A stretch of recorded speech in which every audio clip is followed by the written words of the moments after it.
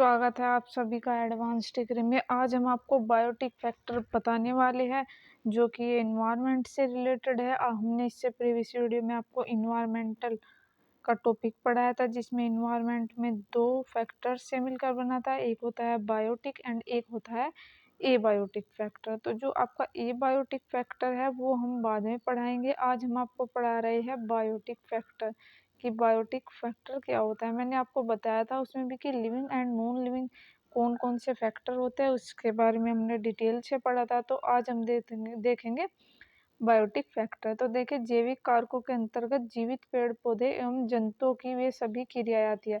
सबसे पहले आपको समझना होगा ए बायोटिक एंड बायोटिक में क्या डिफरेंस होता है। तो देखिए, जो ए बायोटिक होता है आपका, ए बायोटिक में ये डिफरेंस है, ये लिविंग होते हैं यानी कि ये जीवित होते हैं, और ए बायोटिक होते जो है वो नॉन लिविंग होते हैं यानी कि बायोटिक में कौन कौन सी चीजें आती है, जैसे जीवाणु, विषाणु, कवक, जो चीजें सांस लेती है, जो चीजें रेस्पिरेशन, रिप्रोडक्शन और लोकोमोशन, ये सभी प्रोसेस जो करती है वो बायोटिक फैक्टर होते हैं। और जो एबायोटिक होते हैं जो वो नॉन लिविंग होते हैं, वो इनमें से कोई भी क्रिया नहीं करते, ना ही वो रेस्पिरेशन करती है, ना ही वो रिप्रोडक्शन करती है, और ना ही वो लोकोमोशन करती है। और जो ये एबायोटिक होते हैं ये हवा, पानी, धूप, इस तरीके की स्टेज में आते हैं यानी कि इस तरीके के इन्हें बोला जाता है। ये नॉन लिव होते हैं, ये सांसें नहीं लेते, ना ये प्रजनन करते हैं।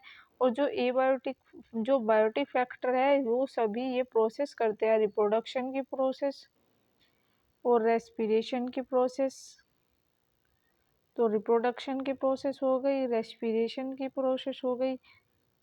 और मैं आपको एक बात बता दूं, ये बीएससी और एमएससी दोनों के लिए टॉपिक है, और जो बायो के स्टूडेंट है सभी के लिए ये टॉपिक है।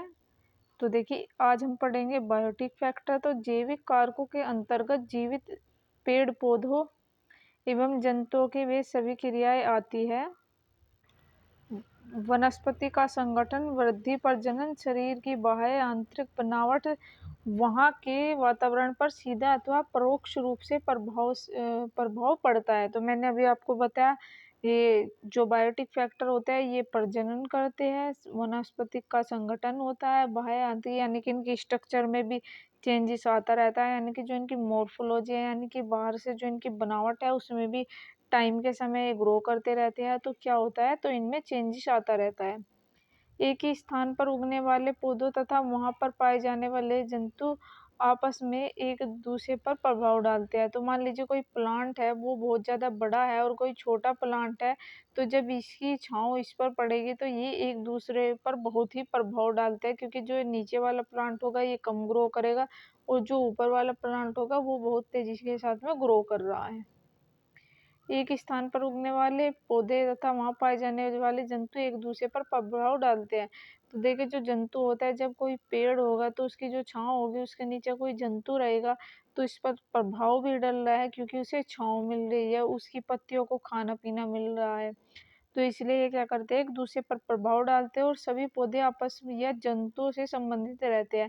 यानी कि जो ये सभी है ये एक दूसरे पर डिपेंड रहते हैं और वातावरण को प्रभावित करते हैं। ये क्या करते हैं, ये वातावरण को भी प्रभावित करने का काम करते हैं। संबंधों के आधार पर जैविक कारकों को बायोफैक्टर निम्नलिखित समूहों में विभक्त किया जा सकता है। किसी स्थान पर उगने वाले पौधे पारस्परिक संबंध है, यानी कि किसी भी जगह पर कोई भी पौधे उग रहे हैं तो क्या है, वे एक साथ संबंध है। सभी हरे पर्णहरिम क्लोरोफिल युक्त CO2, कार्बन डाइऑक्साइड और जल H2O तथा प्रकाश की सहायता से अपना भोजन बनाते हैं। तो कोई भी प्लांट है तो उसकी जो लीफ होते हैं उसमें क्लोरोफिल के पिगमेंट पाए जाते हैं। जो सन है वो सन से फोटोसिंथेसिस करके क्या करते हैं, वहां पर फूड का फॉर्मेशन करते हैं, जो कि पिगमेंट के द्वारा वो फोटोसिंथेसिस करने के बाद में फूड को स्टोर करती है लीफ। तो कैसे करती है, फोटोसिंथेसिस की प्रोसेस करके पर्णहरिम पौधे इसी प्रकार अपना भोजन सीधे बनाते हैं, परोक्ष रूप से ग्रहण करते हैं और कुछ स्टोर भी करके रखते हैं। इसी भोजन के लेन देन के कारण ही पौधों के आसपास एक दूसरे विभिन्न प्रकार के संबंध स्थापित करते हैं। पौधों में आपस में निम्न प्रकार के संबंध पाए जाते हैं। तो जो पहला है वो कॉम्पिटिटिव है, यानी कि ये जो है आपका हिंदी में उसे प्रतियोगिता कहते हैं। जीवधारियों के जीवित रहने के लिए एवं अपनी समस्त जैविक क्रियाओं को करने के लिए मुख्य रूप से हवा, जल, प्रकाश की आवश्यकता होती है। तो किसी लिए क्या इन्हें आवश्यकता होती है? पहली हो गई इन्हें हवा की, दूसरी जल की। अगर जल नहीं होगा तो वो जीवित नहीं रहेंगे, और प्रकाश नहीं होगा तो फोटोसिंथेसिस जो लीफ होगी वो नहीं कर पाएंगे। जो जब प्लांट ही हरे नहीं रहेंगे तो जो जीवधारी है वो क्या खाएंगे? जब ही उस जो सन से जो रेज आती है, जो सनलाइट आती है, उसी से प्लांट फोटोसिंथेसिस करता है और तभी वो हरा भरा रहता है। अगर प्लांट में पानी नहीं दिया जाएगा तो वो मर जाता है। तो इन्हीं वातावरण से प्राप्त होते हैं। किसी भी वातावरण में उगने वाले उसी जाति अथवा पौधों अथवा जाति के पौधों के बीच हवा, प्रकाश, जल प्रतियोगिता कंपटीशन होती है। इसी प्रतियोगिता में जो पौधे सक्षम एवं स्वस्थ होते हैं वही अच्छी तरह से उगते हैं और वृद्धि करते हैं, जबकि जो दूसरे जो कमजोर पौधे होते हैं, कम कमजोर पौधे या जो कम वृद्धि करते हैं तथा उनकी मृत्यु हो जाती है, जो सरवाइव नहीं कर पाते उनकी मृत्यु हो जाती है। जिन पौधों में वायु, जल, खाद्य पदार्थ, प्रकाश आदि को ग्रहण करने की विशेष रचनाएं, अंग अथवा साधन होते हैं, वे अन्य पौधों की अपेक्षा प्रतियोगिता में अधिक सफल होते हैं और वातावरण में स्वस्थ रूप से जीवन निर्वाह करते हैं। तो जिनमें कैपेसिटी होती है वो सरवाइव कर लेते हैं, लेकिन जिनमें कैपेसिटी नहीं होती उन्हें सरवाइव करने में बहुत प्रॉब्लम आती है। तो जो दूसरा बी वाला जो पॉइंट है वो है पैरासिटिज्म, यानी कि परजीवी। तो अब इसमें हम क्या देखेंगे? इसमें परजीवी देखेंगे कि जो परजीवी होता है, ये जो पॉइंट है परजीवी, ये क्या होता है। तो देखिए जो परजीवी होता है ये वातावरण में कवक होते हैं। कवक से आपको समझ में आ ही रहा होगा कि कवक क्या होते हैं। जीवाणु हो गए, विषाणु हो गए। तो देखिए जो ये कवक होते हैं ये स्पेशल टाइप के होते हैं, यानी कि विषाणु, जीवाणु ये सभी उच्च वर्गीय में आते हैं। तो उच्च वर्गीय में कैसे आते हैं अब इसे आगे देखते हैं।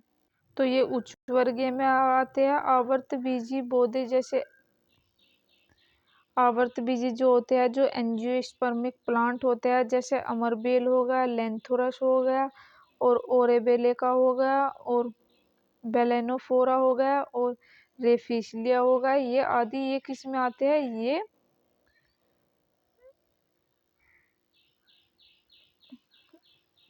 तो देखिए इसमें जो पैरासाइट के रूप में ये उगते हैं, इसमें भोजन पर्णहरिम के अभाव से होता है। ये सभी अपना भोजन स्वयं नहीं बनाते। तो ये अपना भोजन खुद नहीं बनाते, ये पर्णहरिम के थ्रू बनाते हैं, दूसरे पौधे से चूसकांगों द्वारा प्राप्त होते हैं।